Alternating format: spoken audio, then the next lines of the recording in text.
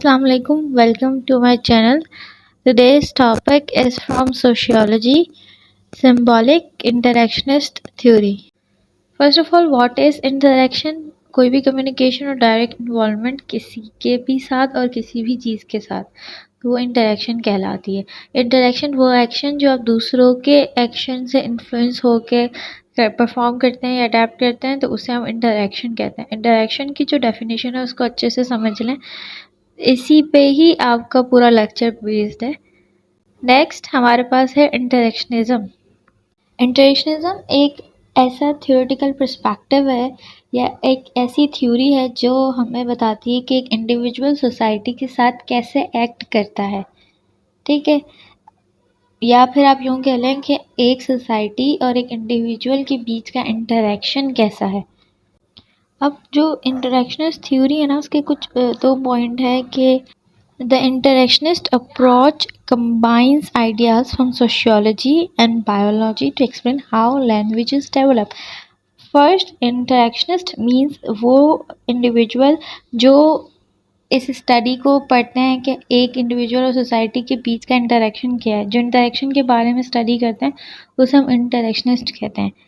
अब उनकी अप्रोच क्या होती है, कहाँ से, एक सोशियोलॉजी से और बायोलॉजी की, कि लैंग्वेज डेवलप कैसे हुई। इंटरेक्शनिस्ट थ्योरी जो है उसके अकॉर्डिंग जो बच्चे होते हैं वो, उनकी कोई डिज़ायर नहीं होती कि वो जो है वो लैंग्वेज सीखे। उन्हें वो लैंग्वेज सीख लेते हैं जैसे जैसे वो ग्रो होते रहते हैं, क्योंकि उन्हें सोसाइटी से इंटरेक्ट करना पड़ता है अपनी चीज़ों के लिए। अगर उन्हें भूख लग रही है तो उन्हें बताना पड़ता है कि मुझे भूख लग रही है। चाहे वो फर्स्ट स्टेज की बात करें तो बच्चे तो पहले तो 1 साल तक बोलते नहीं हैं, तो वो सिर्फ या तो वो एक्सप्रेशन जैसे देते हैं या फिर वो रोक कर बताते हैं। तो मीन्स आगे आगे जब वो लैंग्वेज डेवलप करते हैं तो मतलब कुछ ना कुछ चाहिए होता है ऐसा टूल जो आपको सोसाइटी के साथ इंटरेक्शन करने के लिए हेल्प करे। इसलिए जो लैंग्वेज है वो टूल है फॉर सोशल इंटरेक्शन। अब हमारे पास एक एग्जांपल है कि जो थ्योरिस्ट हैं, जो थ्योरी देते हैं, उन जो जब उन्होंने सिंबॉलिक इंटरेक्शनिस्ट पर्सपेक्टिव में काम किया, मतलब इंटरेक्शनिस्ट थ्योरी पे काम किया, तो उन्होंने जो है वो एक हेल्थ और एक इलनेस जो है वो सोशली कंस्ट्रक्ट की। मीन्स मैंने आप लोगों को पहले भी वीडियो पे बताया कि सोशल कंस्ट्रक्ट क्या होते हैं। वो चीज़ें जो सोशली कंस्ट्रक्ट की जाती हैं by the group of people.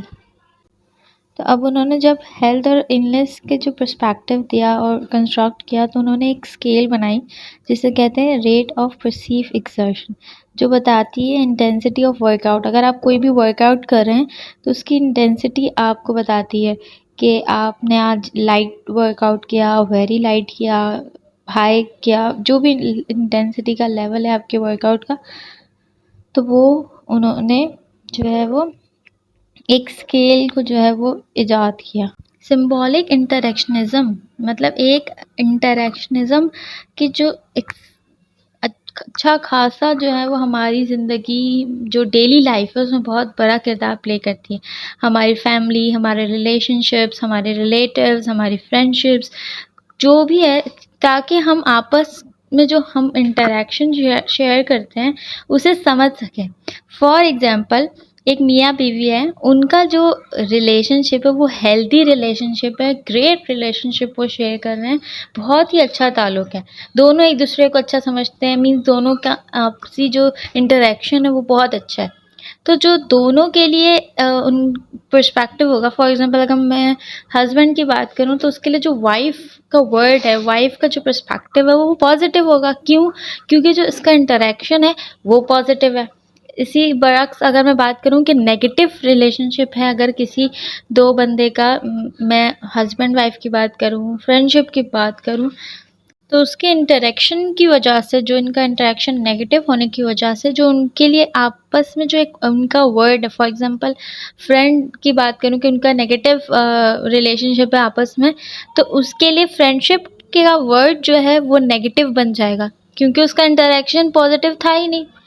Interactionist theory in education की अगर मैं बात करूँ in the context of education, तो जो इंटरेक्शनिस्ट होते हैं वो फोकस करते हैं एजुकेशन के उसमें कि जो लोगों का आपस में जो इंटरेक्शन है वो जो एजुकेशन जैसे कि क्लासमेट्स हैं तो उनका आपस में इंटरेक्शन, टीचर का बच्चों के साथ जो इंटरेक्शन, तो होता ये है कि अगर इंटरेक्शन पॉजिटिव होगा, अच्छा होगा, तो जो क्लास का माहौल होगा, क्लास की जो क्या कहेंगे कि प्रोग्रेस होगी वो भी अच्छी ही होगी। अगर टीचर्स उससे आ गया, उसका इंटरेक्शन बच्चों के साथ अच्छा है ही नहीं, तो जो बच्चों का फोकस है वो नहीं रहेगा जो है क्लास में। अक्सर ऐसा होता है कि कोई ऐसी टीचर आ जाती है जो बिल्कुल सुस्ती होती है, हमें उनका जो है वो समझ में नहीं आ रहा होता है कि वो क्या पढ़ा रहे हैं। तो इंटरेक्शन अच्छा नहीं है मीन्स मेरा जो पर्सपेक्टिव है या मेरा जो वर्ड है उनके लिए मीनिंग है बेसिकली उस टीचर के लिए, तो वो नेगेटिव हो जाएगा कि यार ये अच्छा नहीं पढ़ाती, तो वो मीनिंग चेंज हो जाता है। तो एजुकेशन डिपार्टमेंट में जो इंटरेक्शनिस्ट थ्योरी है वो भी बहुत मैटर करती है। अगर आपका इंटरेक्शन अच्छा होगा तो आपको भी आगे से ही ऐसे एक्शंस और ऐसे रिएक्शंस मिलेंगे। This theory is invented by Herbert Blumer. In this work, he laid out three basic principles of this theory. उन्होंने तीन basic principles दिए इस theory में।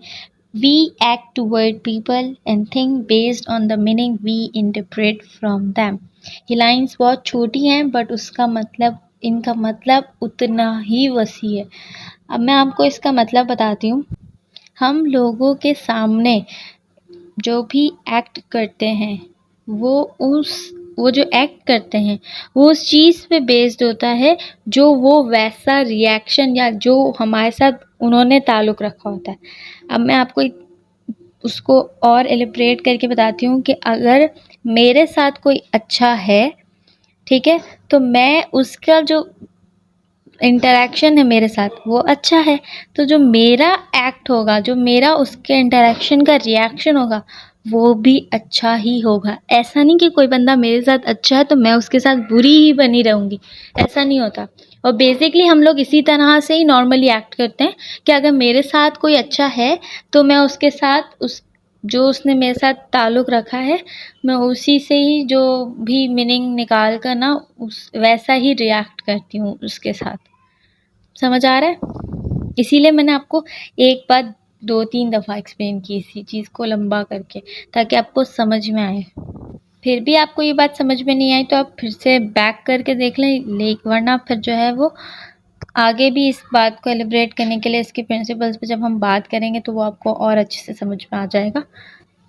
There are three main elements of symbolic interactionism. 3 main elements हैं एक symbolic interaction के। Human beings act towards things on the basis of the meaning that things have for them. Means एक इंसान जो है वो उसी तरह से एक्ट करेगा चीज़ों के साथ जैसा उसने मतलब निकाला हुआ होगा। फॉर एग्ज़ाम्पल मैंने आप लोग को एजुकेशन की एग्ज़ाम्पल दी कि मुझे अगर पता है कि टीचर जो है उसका इंटरेक्शन हमारे साथ अच्छा नहीं है तो मेरा जो उसका मीनिंग है उस टीचर के लिए वो ख़राब हो जाएगा, तो मैं उसके साथ वैसे ही एक्ट करूँगी। भले ही उसके सामने नहीं, लेकिन मेरे लिए उसका जो मतलब है, उसके जो उसका पर्सपेक्टिव है वो मेरे नेगेटिव है तो मैं उसके साथ नेगेटिव ही एक्ट करूँगी। अब बात आती है कि these meaning arise out of social interaction. तो ये मतलब निकलता कहाँ से है कि ये अच्छा है, नेगेटिव है या पॉजिटिव? ये मतलब सोशल इंटरेक्शन, जब इंटरेक्शन करते हो तो ये मतलब खुद ब खुद आपको पता चल जाता है कि इसका मतलब नेगेटिव है या पॉजिटिव है, मीन्स अच्छा है या बुरा है। जो भी हमारे सोशल एक्शन होते हैं वो क्या कहते हैं कि हमें जो है वो हर दूसरे के साथ जोड़ के रखते हैं। लाइक जो भी इंटरेक्शन है वो हमें एक दूसरे के साथ जोड़ के रखते हैं। 3 assumptions frames for symbolic interactionism। 3 की कॉन्सेप्ट या 3 assumptions हैं एक सिंबॉलिक इंटरेक्शन के कि हर इंडिविजुअल को मतलब मीनिंग कंस्ट्रक्ट करनी चाहिए, मतलब एक दूसरे के साथ कम्युनिकेशन करनी चाहिए, उसके थ्रू आपने हर किसी का एक मीनिंग निकालना चाहिए, इससे इंटरेक्शन भी इंक्रीज़ होगा। ठीक है। सेकंड है कि आपका जो खुद का एक सेल्फ कॉन्सेप्ट है वो आपके बिहेवियर के लिए एक मोटिवेशन है। मीन्स आपका अपना सेल्फ जो कॉन्सेप्ट है वो अगर पॉजिटिव होगा तो आपका जो बिहेवियर होगा वो भी दूसरों के साथ पॉजिटिव होगा। तो फिर जो दूसरे लोग आप मतलब निकालेंगे आपके इंटरेक्शन से तो वो भी पॉजिटिव होगा। तो जो सोशल कंस्ट्रक्शन हो रही है मीन्स जो सोसाइटी में जो ये चीज़ें इंटरेक्शन से अराइज हो रही है वो पॉजिटिव रहेंगी। कॉन्फ्लिक्ट नहीं होगा, लड़ाई झगड़े नहीं होंगे। इसी तरह जो है वो एक यूनिक रिलेशनशिप हमारा जो है वो एक इंडिविजुअल और एक सोसाइटी का एग्जिस्ट करता है। यही इसी तरह इंटरेक्शन से, कम्युनिकेशन से, पॉजिटिव नेगेटिव मीनिंग से। What is the importance of interactionist theory?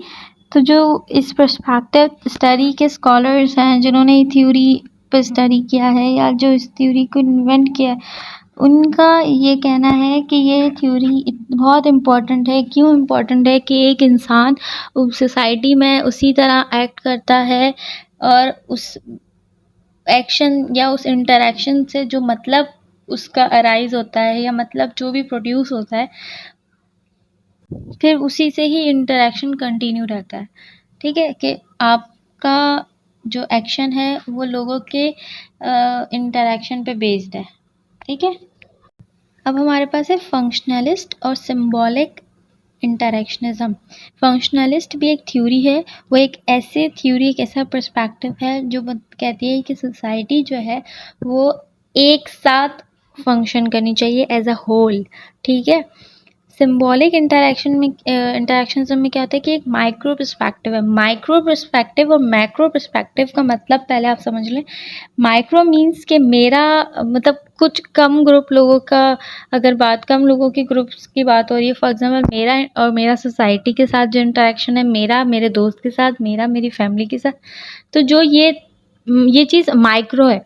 लेकिन अगर हम फंक्शनलिस्ट की बात करें, फंक्शनलिस्ट में मीन्स होता है कि एज अ पूरी सोसाइटी एक साथ वर्क कर रही है, उसको फंक्शनलिस्ट थ्योरी कहते हैं। वो आप आगे इसकी वीडियो बहुत जल्द मेरे चैनल पे देखेंगे।